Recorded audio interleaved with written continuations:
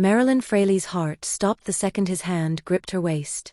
One moment, she was a ghost at the Apex Gala, a disgraced journalist who'd crashed the event hoping to corner Thaddeus Kowalski, the venture capitalist whose testimony could verify her sources and resurrect her career. The next, Kyle Meyers, the billionaire CEO whose face was on every tech magazine in America, was pulling her against him, his expensive suit pressing into her beige dress, his breath hot against her ear. "Pretend to be my date." His voice was raw, desperate. This wasn't a request, it was a drowning man grabbing a lifeline. Marilyn's mind reeled. Kyle Meyers didn't beg. He didn't panic.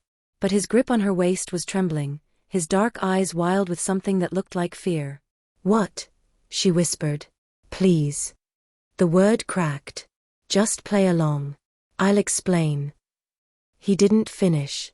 The ballroom doors exploded open. Every head turned. The string quartet faltered. A wave of camera flashes rolled through the crowd like wildfire. Jessica Meyers stood in the entrance. Blood-red dress. Predatory smile. A squadron of paparazzi at her back like an invading army. Kyle's estranged wife had arrived. Marilyn felt him go rigid beside her, his hand tightening on her waist hard enough to bruise. She followed his gaze and understood instantly, this wasn't a reunion. This was an execution. Jessica glided forward, the crowd parting like the Red Sea, her crimson gown trailing behind her like spilled wine. Her eyes locked on Kyle with the focus of a sniper acquiring a target. She didn't even glance at Marilyn. "Darling," Jessica purred, loud enough for the cameras. "I'm ready to come home." The room held its breath. Kyle's fingers dug into Marilyn's hip. When he spoke, his voice carried across the marble floor with the weight of a detonation. "Actually, Jessica, I'm here with my fiancée." He turned to Marilyn, his eyes begging her to play along. "This is Marilyn. And we're engaged." The room held its breath, and if you're holding yours waiting to see if Marilyn survives this ambush, hit that like button right now. If you love billionaire romances with high stakes and dangerous secrets, make sure you subscribe and turn on notifications. You won't want to miss a single twist in the corporate war that's about to start. Now, let's see if Kyle crumbles, or if he fights back. Kyle didn't give her time to think. His hand clamped around her wrist, and suddenly Marilyn was being dragged through the crowd like contraband. Guests blurred past, shocked faces, raised champagne flutes, Jessica's furious shriek somewhere behind them. "Wait, what are you?" "Not here," Kyle hissed. He pulled her through a concealed door behind a velvet curtain, down a stark white service corridor that reeked of industrial cleaner and desperation. The sounds of the gala died behind them, muffled by concrete and conspiracy. Kyle released her wrist and spun around, raking his hands through his dark hair. For a man worth $8 billion, he looked utterly destroyed. "I need your help," he said. Marilyn backed against the cold wall, her pulse hammering. "You just told 300 people I'm your fiancé. I don't even know you." "I know." He laughed, a sharp, bitter sound. "Believe me, I know how insane this is." "Then why?" "Because Jessica isn't here for a reconciliation." Kyle's jaw clenched. "She's here for a hostile takeover. Of my company. Of my life." Marilyn stared at him. Up close, she could see the exhaustion carved into his face, the sleepless nights, the weight of an empire on his shoulders. This wasn't the untouchable tech god from magazine covers. This was a man at war. "There's a clause in our prenup," he continued, pacing the narrow corridor like a caged animal. "If we're deemed to be reconciling, she can freeze my assets pending a full audit. And with the board already questioning my stability after the divorce, if she gets her claws into ether systems." He stopped, his voice dropping to something raw. "She'll weaponize everything I've built. Sell the source code to the highest bidder. Military. Surveillance states. She doesn't care." "And you think a fake fiancé fixes that?" "I think it proves the marriage is dead. Irrevocably." His dark eyes locked on hers. "The board needs to see I've moved on. That I'm stable. In control." Marilyn's mind raced. This was insane. Reckless. Possibly career suicide. But it was also the biggest story of the decade. "Why me?" she asked quietly. Kyle hesitated. "Because you looked like you needed saving too." The honesty hit harder than any lie would have. 3 months, he said. Play my devoted fiancée for 3 months. Public appearances. A few staged photos. You live at my estate, attend events, sell the performance. And in exchange? Exclusive rights to the real story. The corporate warfare. Jessica's schemes. Everything. He stepped closer. Plus $500,000. Enough to rebuild your career. Clear your name. Start over. Marilyn's breath caught. It was everything she needed. She could finally stop sleeping in her car, dodging the landlord who'd already changed her apartment locks. But there's a condition, Kyle added, pulling a sleek black tablet from his jacket. You sign a non-investigation clause. You don't dig into my personal past. You write about the company war, not about me. He held out the tablet. Marilyn stared at the glowing screen, her reflection distorted in the glass. Behind that door, Jessica was probably already spinning this to the press. Outside this corridor, her career was still in ruins, her few belongings locked in an apartment she could no longer access. She had nothing to lose. And everything to gain. She reached for the tablet. I want it in writing, she said. Every detail. Every promise. Kyle's lips curved into the ghost of a smile. I wouldn't expect anything less from an investigative journalist. Marilyn didn't sign immediately. Instead, she scrolled through the contract on Kyle's tablet, her reporter's instincts sharpening with every clause. The corridor felt smaller now, the air thick with tension and the faint hum of the gala's bass line bleeding through the walls. Clause 7, she said, not looking up. You reserve the right to terminate the agreement at will, with zero compensation if I breach confidentiality. But there's no equivalent protection for me if you decide to pull the plug early. Kyle blinked. You actually read contracts. I'm a journalist who got burned by trusting the wrong people. Marilyn met his gaze. I read everything now. Something shifted in his expression, respect, maybe. He pulled a stylus from his jacket. What do you want? If you terminate without cause, I get half the compensation. $250,000. She swiped to the next section. And the exclusive rights to the story remain mine, regardless of how this ends. Done. I want editorial control. You don't get to kill the story if you don't like how it makes you look.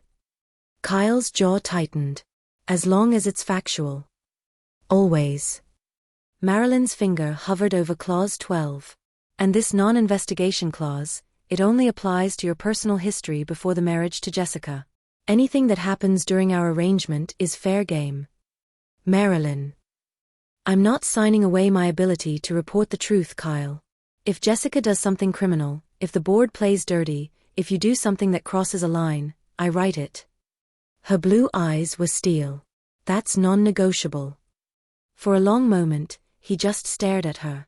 Then slowly, he took the tablet and made the edits himself, his fingers flying across the screen with the precision of a man who built empires in code. There, he said, handing it back. But understand something, Jessica doesn't just play dirty. She destroys people for sport. She'll dig into your past, weaponize every mistake you've ever made, turn public opinion into a guillotine. His voice dropped. If you sign this, you're stepping onto a battlefield. Marilyn thought of the byline she'd lost. The colleagues who wouldn't return her calls. The apartment she could no longer access, her belongings locked inside by a landlord who'd tired of waiting for rent. She pressed her thumb to the screen. I've been on battlefields before. The contract flashed green. Signed. 2 hours later, Marilyn stood in the marble foyer of the Spire, Kyle's estate in the hills above Silicon Valley, and understood what fortress-like actually meant. Floor-to-ceiling windows overlooked the valley like a command center surveying enemy territory. Every surface was sleek black stone and brushed steel. Security cameras blinked from corners like mechanical eyes. The air itself felt filtered, controlled, artificial. Your room is on the 3rd floor, Kyle said, his voice echoing in the cavernous space. East wing. Full privacy. Marilyn turned slowly, taking it all in. This doesn't look like a home. It's not. Kyle's expression was unreadable. It's a fortress. And starting tomorrow, It's the only thing standing between us and Jessica's next move. He disappeared up the floating staircase, leaving Marilyn alone in the cold, beautiful cage she'd just agreed to inhabit. Outside the windows, the city glittered like distant stars. She'd just made a deal with a billionaire. Now she had to survive it. The stylist arrived at dawn with the urgency of a SWAT team. Marilyn woke to find her bedroom invaded by racks of designer clothes, shoes and boxes stacked like artillery, and a woman named Simone who looked at her rumpled Target pajamas with the kind of pity usually reserved for natural disasters.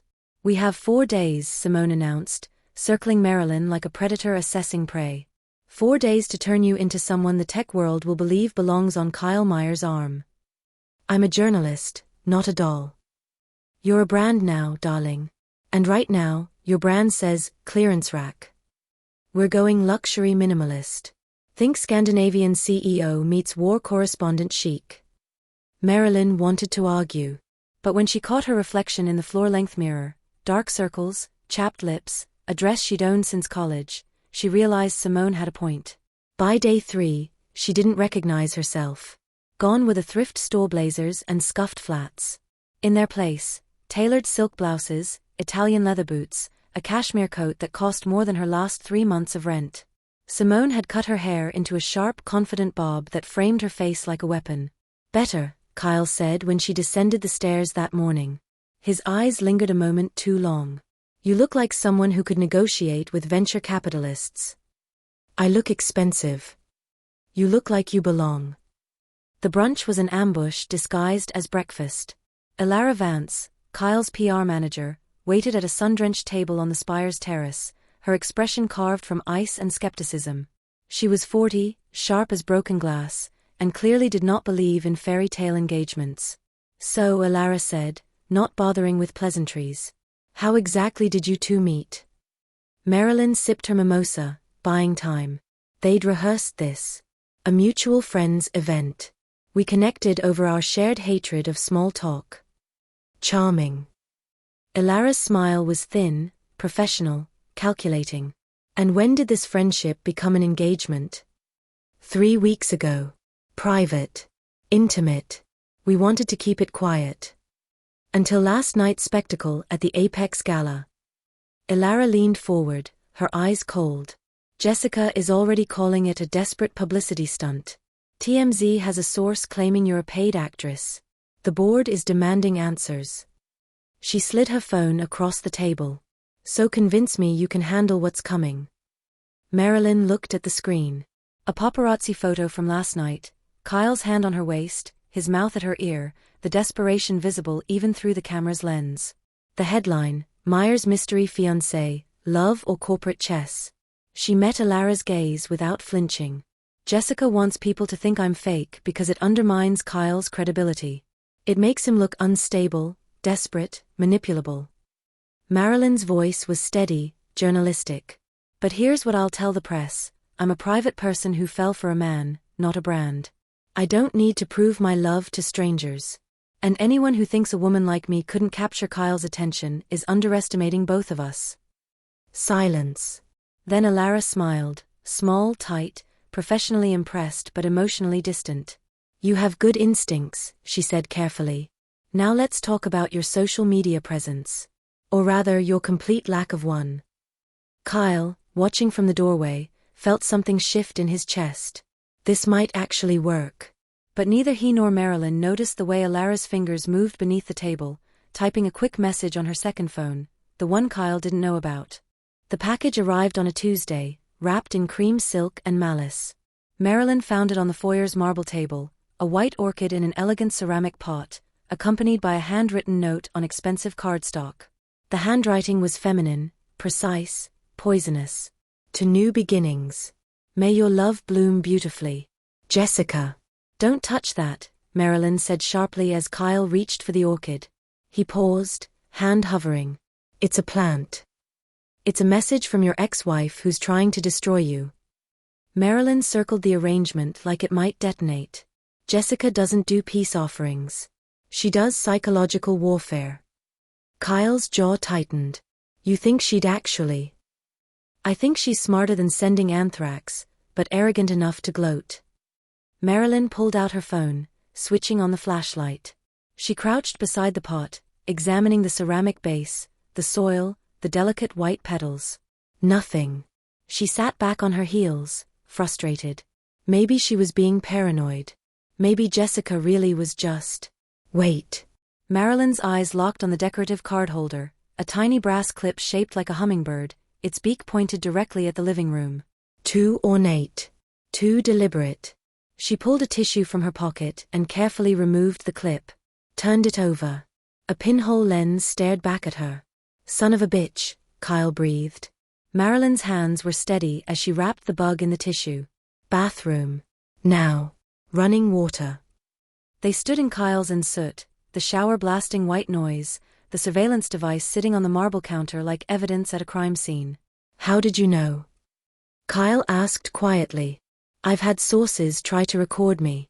Editors who bugged conference rooms. Politicians who planted devices in briefcases. Marilyn's blue eyes were hard. When you've been burned enough times, you learn to look for the fire. Kyle leaned against the sink, studying her. Really looking at her for the first time since this whole charade began. You don't trust anyone, do you? Do you? The question hung between them, honest and brutal. No, he admitted. Not since Jessica used our couple's therapist's notes in the divorce proceedings. Not since my CFO leaked projections to a competitor. Not since, he stopped, the words too heavy. Not since everyone you loved became a liability, Marilyn finished softly. Their eyes met in the mirror. Two people who'd learned the hard way that trust was a luxury neither could afford. We should destroy it, Kyle said, nodding at the bug. Flush it. Pretend it never happened. Or, Marilyn said, a dangerous smile curving her lips, we feed her exactly what we want her to hear. Kyle's expression shifted, surprise giving way to something darker, more intrigued. You're devious. I'm a journalist. It's the same thing. She picked up the bug, examining it in the light. Jessica wants to spy on us? Fine.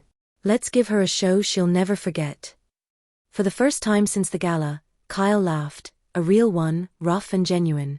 I think I'm starting to like you, Marilyn Fraley. Don't. Her voice was light, but her eyes were serious. Liking people is dangerous in our line of work. But as they stood there, conspirators in a bathroom fortress, both of them felt the lie in her words. They returned the bug to the orchid, placing it back on the foyer table. Over the next 2 weeks, they performed for Jessica's surveillance, staged arguments about wedding plans, whispered conversations about Kyle's trust issues, carefully calculated scenes designed to make Jessica believe their engagement was rocky and exploitable. I don't know if I can do this for 3 months, Marilyn said one evening, her voice perfectly pitched for the bug to catch. The board hates me. Your investors think I'm a gold digger. Then maybe this was a mistake, Kyle replied, following the script they'd written. Maybe we moved too fast. The performance was flawless. Jessica would think they were crumbling. But somewhere in the acting, the line between pretend and real began to blur, and neither of them noticed they'd stopped following the script. The storm hit Silicon Valley like divine punishment. Rain hammered the spire's glass walls, lightning fracturing the sky in violent white cracks. Marilyn was in the library, nursing a bourbon and reviewing notes on Jessica's corporate history, when every light in the house died. Total darkness. Total silence. Then the alarms started screaming. Marilyn. Kyle's voice cut through the chaos from somewhere in the house. Server room. Now. She found him by the glow of emergency lighting, his face illuminated in red as he yanked open a reinforced steel door. The server room beyond pulsed with dying machines, fans whirring down, screens flickering like failing heartbeats.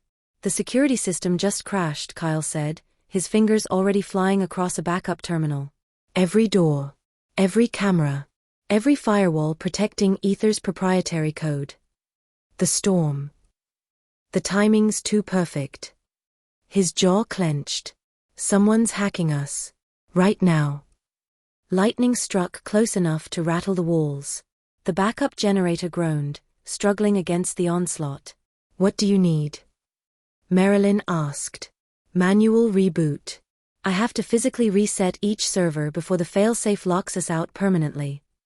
He was already moving, pulling rack-mounted machines from their housings. Hold the flashlight. Call out the numbers as I go. They worked in synchrony, Kyle's hands sure and precise, Marilyn's voice steady as she read serial codes in the strobing emergency lights. The room grew hotter, the servers radiating heat like dying stars. Sweat soaked through Kyle's shirt. Marilyn's hair stuck to her neck. Server 12, she called.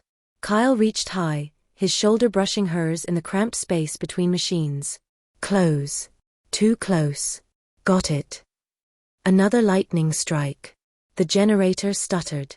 The room plunged into absolute darkness. Marilyn felt his hand find her waist, steadying her in the blind chaos. I've got you, he said, his voice rough. Her breath caught. His fingers were warm through the thin silk of her blouse, his chest against her back as he reached past her for the next server. She could feel his heartbeat, racing, frantic, alive. Kyle. The lights snapped back on. They stood frozen in the sudden brightness, inches apart, breathing hard. His hand was still on her waist. Her palm had somehow found his chest, fingers curled into the fabric of his shirt. His dark eyes dropped to her lips. The air between them crackled with something that had nothing to do with electricity. Marilyn, he whispered, and it sounded like a confession. She tilted her face up, her pulse thundering. This is a terrible idea. The worst. But he leaned in anyway, his mouth a breath away from hers. And stopped. His eyes squeezed shut. Every muscle in his body went rigid with control. The contract, he said, his voice wrecked. The non-investigation clause. The professional boundaries. If we do this, it complicates everything. I know. Jessica will use it against us. The board will question my judgment. The story you're supposed to write. I know, Marilyn said again, stepping back, the loss of his warmth like a physical ache.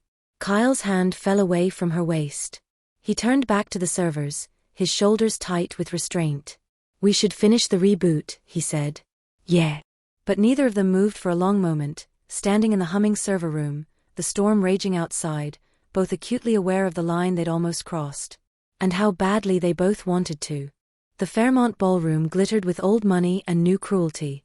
Jessica's charity auction was a masterclass in psychological warfare disguised as philanthropy.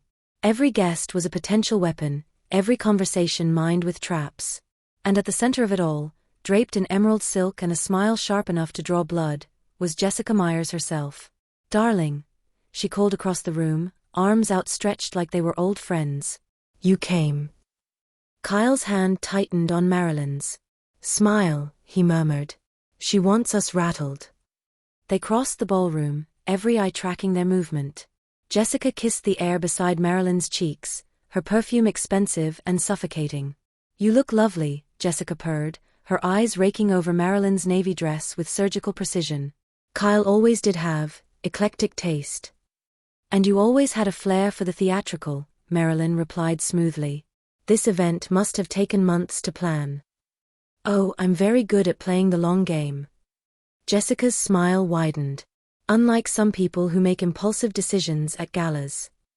The barb landed, but Marilyn didn't flinch.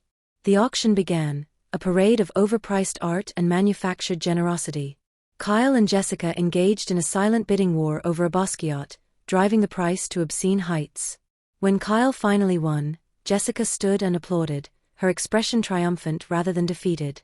She'd made him spend $2 million on a painting just to prove a point. Marilyn escaped to the bathroom during the champagne service, needing a moment away from the suffocating performance. She should have known Jessica would follow. The door clicked shut. The lock turned. We need to talk, Jessica said, leaning against the marble sink, blocking the exit. Up close, she was even more beautiful, and infinitely more dangerous. Woman to woman. I don't think we have anything to discuss. Oh, but we do. Jessica's voice dropped, venomous and intimate.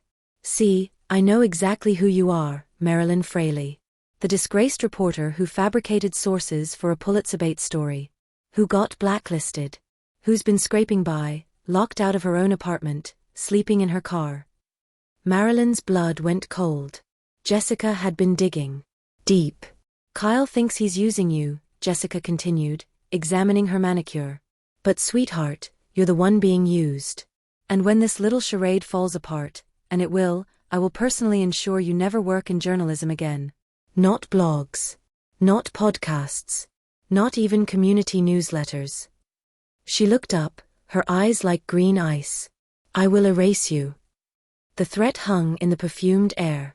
Marilyn stepped forward, closing the distance until they were inches apart.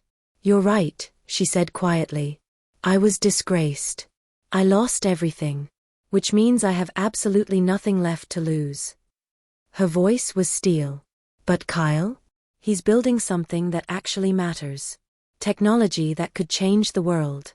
And you want to tear it down because he had the audacity to leave you. Jessica's smile faltered. He's not the monster you're trying to paint him as, Marilyn continued. And whatever game you're playing, corporate sabotage, character assassination, surveillance bugs in orchids, I will expose every single move. Because that's what I do. I find the truth. And I publish it. You signed a non-investigation clause. That protects his past. Not yours. Marilyn's blue eyes blazed. So ask yourself, Jessica, do you really want a journalist digging into your corporate dealings? Your hostile takeover attempts? The suspicious timing of that security breach at the Spire? For the first time, Jessica looked uncertain. Marilyn unlocked the door and walked out, her hands trembling with adrenaline but her spine straight. Kyle was waiting in the hallway, his expression dark with concern. What did she say? Nothing I couldn't handle, Marilyn replied. But as Kyle pulled her close, his arm around her shoulders in a gesture that was half comfort, half possession, both of them knew the war had just escalated. And there was no turning back now. They made it 5 weeks before the contract meant nothing. It happened on a Friday night, after a brutal board meeting where Kyle had defended Marilyn's credibility to skeptical investors. He came home exhausted, tie loosened, the weight of the empire visible in every line of his face. Marilyn was waiting in the kitchen with bourbon and solidarity. They don't deserve you, she said quietly. They don't trust me. There's a difference. Then they're idiots. Kyle looked at her, really looked at her, standing in his fortress of a home in bare feet and one of his old Stamford hoodies, her hair messy, her face free of the armor she wore for the cameras. Real. Honest. The only genuine thing in his carefully constructed world. Marilyn. Don't. She set down her glass. Don't cite the contract. Don't tell me this is complicated. Don't. He kissed her. It wasn't gentle. It was 5 weeks of restraint detonating into desperate need, his hands in her hair, her fingers clawing at his shirt, both of them stumbling backward until her spine hit the kitchen counter. She gasped against his mouth, and he swallowed the sound, lifting her onto the marble, stepping between her thighs. This is a terrible idea, he breathed against her throat. The worst, she agreed, pulling him closer. They barely made it to his bedroom. Morning came with the violence of exposure. Marilyn woke to Kyle's phone exploding with notifications, the sound like machine gun fire in the pre-dawn quiet. He was already awake, sitting on the edge of the bed, his face illuminated by the screen's glow. Kyle. He didn't answer. Just handed her the phone. The headline was a knife to the chest. Tech Titans Kyle Meyers' fiancée is disgraced reporter with fabrication history. Exclusive emails reveal calculated seduction. Below it, screenshots. Her old emails to editors. Desperate pitches. The story that had destroyed her career. And impossibly, private notes from her laptop. Research on Kyle. His net worth. His vulnerabilities. Notes she'd written months ago, before the gala. Before any of this. All pulled from the laptop that had been locked in her old apartment, the one she could no longer access after the eviction. I can explain, Marilyn started, her voice cracking. Can you? Kyle's tone was ice. Because TMZ has emails from your laptop showing you researched me weeks before we met. That you knew exactly who I was. What I was worth. I was working on a story about tech billionaires. That's what journalists do, we research. Or you saw an opportunity. He stood, pulling on his shirt with mechanical precision. A desperate blacklisted reporter finds a vulnerable CEO and manufactures a fairy tale engagement for the exclusive scoop of a lifetime. You know that's not what happened. Do I? He finally looked at her, and his eyes were empty. Because right now, it looks exactly like what Jessica's been saying all along. That I'm being conned. That you're using me. Marilyn's chest tightened. How did they even get into my laptop? It's been locked in my old apartment for months. I couldn't even get my stuff out after the eviction. Doesn't matter. Kyle's jaw clenched. The board's already calling. The stock dropped 4 points in pre-market trading. Ilara's getting calls from investors demanding answers. So what are you saying?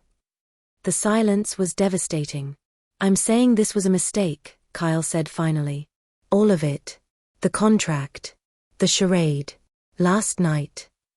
He grabbed his jacket. Ilara's drafting a statement. We're announcing the engagement was a mutual decision that didn't work out. You'll get the kill fee from the contract. But the exclusive rights to the story. He looked at her, his expression carved from stone. Consider that clause void. Kyle, please. I need you out of the spire by tonight. The door closed behind him with surgical finality. Marilyn sat alone in his bed, the sheets still warm, the tabloid headline burning into her retinas. Someone had broken into her locked apartment. Stolen her laptop. Planted evidence to destroy them both. And she was going to find out who. The emergency board meeting was scheduled for noon. Marilyn watched it unfold from her laptop in a coffee shop 3 blocks from the spire, her belongings packed in 2 suitcases at her feet. She'd hacked into the live stream using credentials Kyle didn't know she'd copied, one last act of investigative defiance. Kyle stood at the head of the boardroom table, looking like a man facing execution. The engagement is over, he said, his voice flat. Effective immediately. Ms. Fraley and I have mutually agreed to part ways. Mutually. Thaddeus Kowalski, the lead investor, slammed his hand on the table. The stock is in freefall. TMZ is running stories about you being conned by a disgraced reporter. This isn't mutual, this is damage control. I made an error in judgment, Kyle continued, each word sounding like it cost him. I allowed personal feelings to compromise professional boundaries. It won't happen again. Marilyn's throat tightened. He believed it. He actually believed she'd sold him out. An error in judgment? Another board member, Lenora Vosberg, leaned forward. Kyle, this makes you look unstable. Impulsive. Exactly what Jessica's been arguing in her lawsuit. You're handing her ammunition. Which is why I'm implementing new protocols, Kyle said. Increased oversight. Weekly reports to the board. A temporary step back from public appearances while we stabilize. Or, a voice interrupted from the doorway, you could let someone with actual stability take the reins. Jessica. She swept into the boardroom like she owned it, her lawyer trailing behind with a briefcase full of legal weapons. She wore white, pure, innocent, wronged. Jessica, this is a closed meeting, Kyle said. Is it? She smiled, sliding a document across the table to Thaddeus Kowalski. Because I have a court order granting me temporary observer status pending the reconciliation clause litigation. Which means I get to watch you self-destruct in real time. She turned to the board, her expression perfectly calibrated sympathy. I warned him, she said softly. I told him that girl was using him. But Kyle's always had a weakness for charity cases. Her eyes found Kyle's. I tried to come home, darling. I tried to save you from yourself. But you chose her instead. This has nothing to do with you, Kyle said through gritted teeth. Doesn't it? Jessica pulled up the TMZ article on the screen. She researched you. Targeted you. Manufactured a meet cute at the gala. And you fell for it because you were so desperate to prove I didn't matter anymore. The board shifted uncomfortably. The stock will recover, Kyle said. Will it? Thaddeus Kowalski pulled up a chart. We're down 12% since the story broke. Investors are spooked. And frankly, Kyle, so are we. Lenora Vosberg cleared her throat. Perhaps Jessica has a point. A reconciliation, even temporary, might signal stability. No. Kyle's voice was steel. Then prove you're fit to lead, Jessica purred. Fire her publicly. Hold a press conference. Denounce her. Show the world you're not the lovesick fool she made you look like. The room went silent. Marilyn watched Kyle's face on the screen, saw the moment something inside him broke. "Fine," he said quietly. "Schedule the press conference." 2 hours later, Kyle stood before a wall of cameras and delivered the final blow. "I was deceived by someone I trusted. Marilyn Fraley exploited my personal situation for professional gain. She researched me, targeted me, and manipulated my emotions for a story." His voice was flat, rehearsed, dead. "I take full responsibility for my poor judgment, and I can assure our investors that nothing like this will happen again." Marilyn watched from her phone, tears streaming silently down her face. Behind Kyle, just visible in the frame, Jessica smiled. She'd won. Marilyn spent 3 days in a motel room that smelled like bleach and broken dreams. Her old laptop, the one that had been locked in her evicted apartment, now sat on the stained desk, retrieved by a sympathetic building super who'd felt guilty about the whole situation. She stared at it like a crime scene, her journalist's instincts finally cutting through the heartbreak. Something was wrong. The emails TMZ published, her research notes on Kyle, the desperate pitches to editors, were real. But the metadata was impossible. The files were dated 2 weeks before the gala, which was accurate. But the last access timestamp showed they'd been opened 3 days ago. From an IP address in Palo Alto. Marilyn's hands stilled on the keyboard. She hadn't touched this laptop in months. It had been locked in her apartment after the eviction, supposedly inaccessible. Someone else had gotten in. Her pulse quickened. She pulled up her email provider's security log, scanning through login attempts. There, a successful login from an unfamiliar device 4 days ago. The same Palo Alto IP address. She ran a trace. The address belonged to a corporate VPN, registered to Sterling Communications Group, Ilara Vance's PR firm. "You brilliant, treacherous bitch," Marilyn whispered. She dove deeper, her fingers flying across the keys with the desperate energy of someone who'd just found a lifeline. If Ilara had accessed her laptop, there would be other trails. Other evidence. She started with the security breach at the Spire, the storm, the server room, the convenient timing. Kyle had suspected an inside attack, but he'd never found proof. Marilyn pulled up dark web forums where hackers sold corporate access. It took 6 hours and 3 burner cryptocurrency wallets, but she found it, a job posting from 6 weeks ago, requesting remote infrastructure access to Silicon Valley estate, high-level security systems. The payment had been routed through a shell company in the Caymans. A shell company that shared a registered agent with Sterling Communications. Ilara had hired the hacker who crashed Kyle's security system. Marilyn's heart hammered. She kept digging, pulling threads, following the money. Sterling Communications had received a wire transfer of $500,000 from another shell company the day after the TMZ story broke. She traced that company. And traced it again. And again. Until she found the name buried under 6 layers of corporate obfuscation. Jessica Meyers. "Got you," Marilyn breathed. She spent the next 12 hours building the case. Screenshots. Wire transfers. Email headers. The hackers' forum posts. Security footage from her old apartment building showing Ilara's assistant entering with a locksmith 4 days before the story broke. Timestamp verified proof of the break-in. Every piece of evidence pointing to a conspiracy. Jessica hadn't just waited for an opportunity to destroy Kyle. She'd manufactured it. Using Ilara as her inside operative, she'd orchestrated everything. The security breach to create tension, the laptop theft to fabricate evidence, the perfectly timed leak to destroy Marilyn's credibility and Kyle's judgment simultaneously. And the orchid bug? Ilara would have known about their counter-surveillance strategy. She'd probably been feeding Jessica updates the entire time, helping her stay 2 steps ahead. It was brilliant, ruthless, and completely provable. Marilyn stared at the files on her screen, her redemption, Kyle's salvation, Jessica's destruction, and felt something cold and determined settle in her chest. She'd been burned before by trusting the wrong people. But this time, she had the receipts. She grabbed her phone and called the one person who might actually listen. Thaddeus Kowalski's office, the assistant answered. "Tell him Marilyn Fraley has evidence of corporate sabotage and securities fraud that's about to blow up his billion-dollar investment," Marilyn said.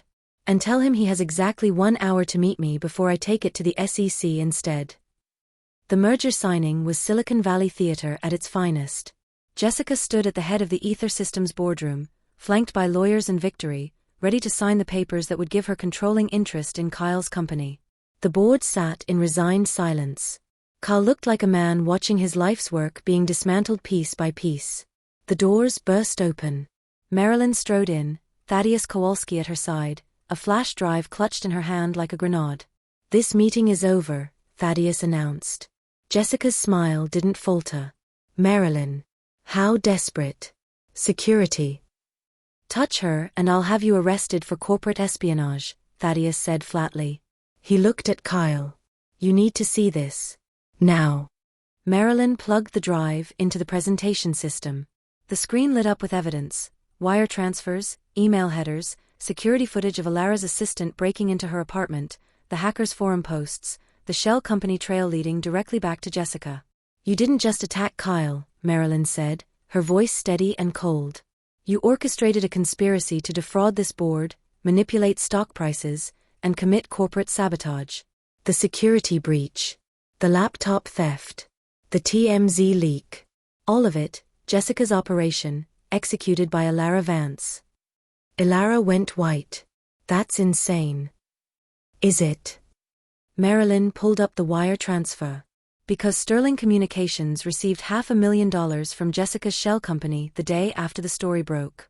Payment for services rendered. The room erupted. Jessica's lawyer was already standing, whispering urgently in her ear. Jessica's perfect mask cracked, fury bleeding through. "You have no proof this is admissible." "I have enough to bury you in lawsuits for the next decade," Marilyn said. "The SEC is very interested in your stock manipulation scheme. So is the FBI's Cybercrimes Division." Kyle stared at the screen, then at Marilyn, something breaking open in his chest. "Marilyn. Don't." She couldn't look at him yet. "Thaddeus, you have everything you need. I've already sent copies to my attorney and a journalist I trust. If anything happens to me, it goes public." She turned to leave. "Wait." Kyle was around the table in seconds, catching her arm. "Please. I was wrong. I should have trusted you. You stood in front of cameras and called me a con artist." Marilyn's voice was quiet, but the pain in it was raw. "You told the world I manipulated your emotions. That I was using you." "I know." His voice cracked. "I know. And those words, I can't take them back. I can't undo what I did to you." He looked at her, his eyes devastated. "I was scared." The board was threatening a vote of no confidence. The stock was tanking. Jessica was closing in. "And he stopped, swallowing hard. "I chose the easy lie over the hard truth. I chose my company over you. And that's something I'll regret for the rest of my life." He pulled a document from his jacket, the NDA, their contract, the thing that had stood between them from the beginning. He ripped it in half. "Write whatever you want," he said. "About me. About this. About what a coward I was when it mattered most. I don't care about the story anymore. I don't care about my reputation. He stepped closer, his voice dropping to something raw and honest. "I care about you. And I'm begging you to give me a chance to prove that I can be the man who chooses you. Every time. No matter what." The boardroom had gone silent, watching. Marilyn looked at the man who'd whispered "pretend to be my date" in a moment of panic, who'd built walls around his heart and let her pass them, who'd broken her trust and was now standing before her, utterly exposed. "I'm still writing the story," she said quietly. "I know. And I'm not signing another NDA. Ever." "Good. And the things you said at that press conference, they hurt. Deeply. And I need time to trust you again." Kyle's expression was anguished, but he nodded. "However long it takes." "And," Marilyn added, a ghost of a smile touching her lips, "you still owe me $250,000. Termination clause. I read contracts, remember?" He laughed, broken, relieved, hopeful. "I'll wire it today." She looked at him for a long moment, then held out her hand. "Hi," she said. "I'm Marilyn Fraley. Investigative journalist. And I don't pretend to be anyone's date." Kyle took her hand, his grip warm and sure. "Hi," he said. "I'm Kyle Meyers. Tech CEO. Recovering coward. And I'd really like to take you on a real date. No contracts. No charades. Just us. One condition, Marilyn said. Anything. You have to be okay with dating someone who's about to publish a story that makes you look like an idiot. As long as it's factual. Always. He pulled her close and kissed her, soft, tender, a beginning instead of an ending. Behind them, Thaddeus Kowalski cleared his throat. So, about this merger. Denied, Kyle said, not taking his eyes off Marilyn. And Jessica? Get the hell out of my company. 3 months later. The article ran in The Atlantic with Marilyn's byline restored. The heart in the machine, how a fake engagement exposed Silicon Valley's dirtiest secrets, and why I almost gave up on love. It was everything, the corporate warfare, Jessica's takedown, the surveillance bugs and hacked servers. But it was also brutally honest about Kyle's betrayal, her own hurt, and the messy, complicated work of rebuilding trust after it's been shattered. The piece went viral. Marilyn's career was resurrected overnight. Job offers flooded in from the New York Times, the Washington Post, Wired. She turned them all down. She had a better story to write. In a coffee shop in downtown San Francisco, Kyle sat across from her, reading the article on his phone for the 3rd time. You made me look like an ass, he said. I made you look human, Marilyn corrected. There's a difference. Fair point. He set down his phone, his eyes soft. I love it. It's perfect. And I love you. I know, she said. I wrote about that too. Page 7. He found the passage, his throat tightening as he read her words. I fell in love with a man who makes mistakes. Who panics under pressure. Who isn't always brave. And I'm learning that loving someone isn't about finding perfection. It's about deciding they're worth the work, even when it's hard. Am I? Kyle asked quietly. Worth the work? Marilyn reached across the table, taking his hand. Ask me again in 6 months, she said. After you've proven you can choose me over your stock price. After you've shown me that trust isn't just a word in a contract. I will, he promised. Every day. For as long as it takes. And for the first time in her career, Marilyn Fraley decided some stories were worth more than the headline. They were worth the life you built in the margins together. If you've made it to the end and haven't subscribed yet, this is the perfect time to become part of this family. Also, do tell me in the comments what struck you most about the story. What was the greatest lesson it left you? I try to read all the comments, and I love knowing how these stories move you. Finally, I just want to say thank you so much for being here. If you enjoyed it, you will surely love the next one. It's as crazy and even more intriguing than you can imagine. Click on the image showing on your screen right now to watch the next one.